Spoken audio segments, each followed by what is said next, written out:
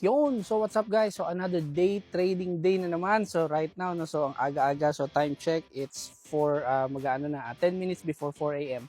So pupunta na kami ngayon sa St. John, New Brunswick. So ang biyahe namin is around mga 6 hours and 11 minutes. Pero siguro pagpalagay na natin mga 11 or mga 7 hours.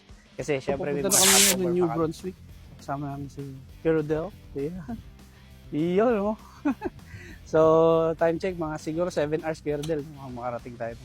Biyahe kami ngayon ng 6 hours 7 minutes lang pala. Ba? Mas mabilis yung ano ng cellphone mo sa akin. Okay, time check guys. So, 6:37. Nandito tayo sa Port Hawkesbury ngayon. So, nag-CR lang kami saglit. So, yung biyahe namin papuntang New Brunswick. Magtatapon kami ng mga basura ngayon. Pakinain. Ayun, yun. Meron pala doon. So, time check, 9:30 na. So, papagas muna kami dito kasi ang haba ng biyahe. So, gas muna kami dito, guys. So, dito, ikaw yung magagas sa sarili mong kotse. So, in 30 minutes, no ba? Baka makarating na kami dun sa hotel. Sa ngayon, no? So, mga 11:42 kami makakarating. So, tumawag ako doon sa hotel. Pwede daw mag-early check-in. Yeah, so, which is good. Kasi, medyo pagod na rin at bored na rin yung mga bata. Okay, tsaka para makapagpahinga ng unti. Ha? Oo, medyo inip na eh. Inip na yung mga kids. Hindi na nagtatanong kung malapit na ba. Ikaw ba naman bumiyahe ng 6 hours mahigit. Almost 7 hours kapag kasama pa yung mga stopover. Pero yun, nung malapit-lapit na tayo, so mag-check-in tayo sa hotel. And yun, kain muna siguro ng lunch pagka-check-in. Stretching muna kami, stopover muna kami dito uli. Pero din, nakapa-stretch, ang tagal nag-drive eh. Siya yung nag-drive ng 6 hours, tapos ako yung mag-drive ng 30 minutes. Pero muna, si Kuya Rodel nag-drive ng 6 hours, ako naman 30 minutes. Love you to kiss. Hands your hands. Diretso natin. Okay guys, nandito na kami sa Delta Hotel. Hanap lang namin yung lobby. I-check-in na kami ngayon. Ayun! Yan na.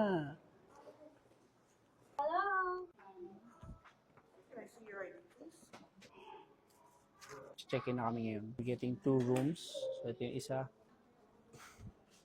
Kain muna kami dito. Lunch muna kami. So kakain muna kami dito, no? Okay, ganda ng bar dito and restaurant. So kami lang yung tao. Hello, Kuya Rodel. Kanin lang kami dito sa Mix restaurant. Yung nakita mo kanina sa baba. Sa mezzanine? Oh, mezzanine. Doon. Dito na kami. Lunch time muna kami. Okay, so we're done sa lunch natin ngayon. So ngayon pupunta kami ng event place na. So pupunta mo lang kami sa room para mag-change, no? magpalit ng damit. So pupunta na kami ngayon sa event. So nag-change outfit lang kami para, alam mo yun, fresh uli. 14 minutes papunta sa event center. So balita ko maganda daw yung event center. So grabe, ganda rito. So, solid. St. John, New Brunswick. So mapansin natin, meron ditong mga prices. Red lights din, di ba? So, Nag-break, may nag-break, catering pa. yung letter B at ice break. Right So meron ka now, ng is isa sa automatic mga red light. mentor Siyempre, this and is not coaches 100% from Southeast accurate. Asia from Multibank Group. Ang lupit. I have another question. Sige, ma'am. Magkano yung masasuggest mong fund to start this forex? Tanong ko rin yan when I was new sa forex trading dito sa Canada. Beginner as in zero knowledge, you always trade the money you're willing to lose. There's no 100% guarantee.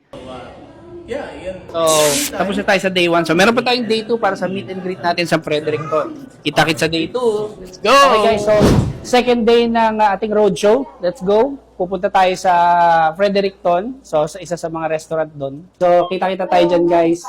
Mamaya, so pupunta lang kami ng mall saglit kasi hindi ako nakapagdala ng damit eh. So, bibili ako ng damit para merong masuot man lang. So guys, ayan. Okay. Samahan nyo kami sa mission namin. Kung ano yung meron sa craft or sa industry ng forex trading. Okay, so again guys, forex trading education, ako naniniwala dapat libre yan na tinuturo. At the end of the day, okay, lagi nyo tatandaan to. Before you actually start forex trading, always remember, i-trade nyo lang yung money na willing kayong malose. There's risk about forex trading. Pero, syempre, yun ang maganda sa industry na to guys. Sobrang convenient.